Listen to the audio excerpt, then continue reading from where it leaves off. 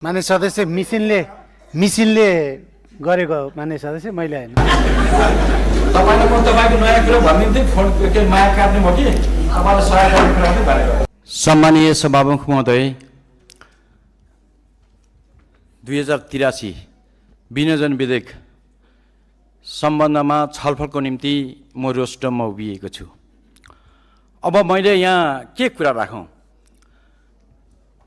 नयाँ सरकार इबा जोस जाँगर धेरै पढेको अर्थमन्त्री हुनुहुन्छ।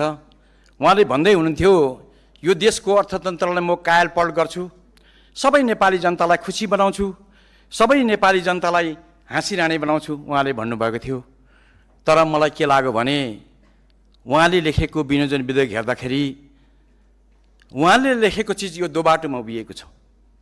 त्यो दो बाटोमा उभिएको विनियोजन विधेयक कता जाने हो? त्यसको ठिक ढङ्गले निष्कर्ष निकालेर नेपाली जनतालाई खुसी बनाउनु, नेपाली जनतालाई चाहिँ एउटा समृद्धिको बाटो लानु, एउटा आर्थिक र सामाजिक रूपान्तरण गर्ने बाटो हुनुपर्थ्यो। त्यो देखिँदैन। त्यसैले गर्दाखेरि अर्थमन्त्रीज्यू, सभामुख मार्फत तपाईँलाई म निवेदन गर्न चाहन्छु, यसलाई पुनर्लेखन गर्नुहोस्। पुनर्लेखन गर्नुपर्ने जरुरी छ। यस कारणले जरुरी छ। प्राथमिकता के त?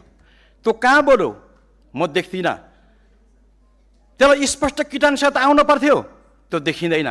त्यो देखिएको भए के हुन्थ्यो भने यसले एउटा बाटोसम्म छ, एउटा बाटो समातेपछि नेपाली जनता खुसी हुनेछन् भन्ने हामी निष्कर्ष निकाल्न सक्थ्यौँ। आज हाम्रो सबभन्दा पहिला प्राथमिकता के हो? यो बुझ्न जरुरी छ। हामीले बुझ्यौँ कि बुझ्यौँ न? हिजो सबै पार्टीले नारा लायो, तपाईँले झन् उफ्री नारा लाउनु भयो। रोजगार केमा हुन्छ? रोजगारका ठाउँ के हो? त्यो स्पष्ट किटान खोइ त। सभामुख मार्फत म अर्थमन्त्रीलाई निवेदन गर्न चाहन्छु, यसको बाटो खोइ त। हामीले कृषि क्षेत्रलाई व्यापक रूपमा महत्त्वपूर्ण दिएर यसलाई प्राथमिकता राखेर त्यसबाट तमाम युवालाई रोजगार सिर्जना गर्ने एउटा वातावरण सिर्जना गर्नुपर्थ्यो। त्यो देखिँदैन। त्यसै गरिकन म सभामुख मार्फत अर्थमन्त्रीज्यूलाई निवेदन गर्न चाहन्छु, आज हामीले भन्यौँ शिक्षाको क्षेत्रमा खोइ त पैसा, मलाई लाग्छ उस्तै छ।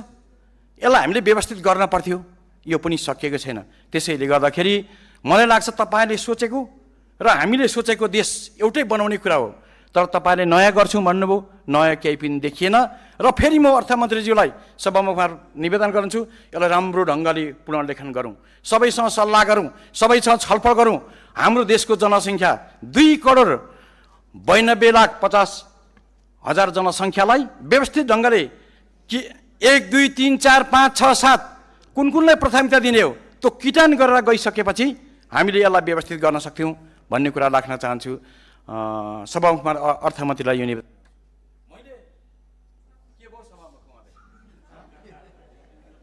माने सदस्य मिसिनले गरेको माने सदस्य मैले हैन। तपाईले म तपाईको नयाँ कुरा भन्दिन्थे फोन के माया काट्ने भयो कि तपाईलाई सहायता गर्ने कुरा पनि भनेको।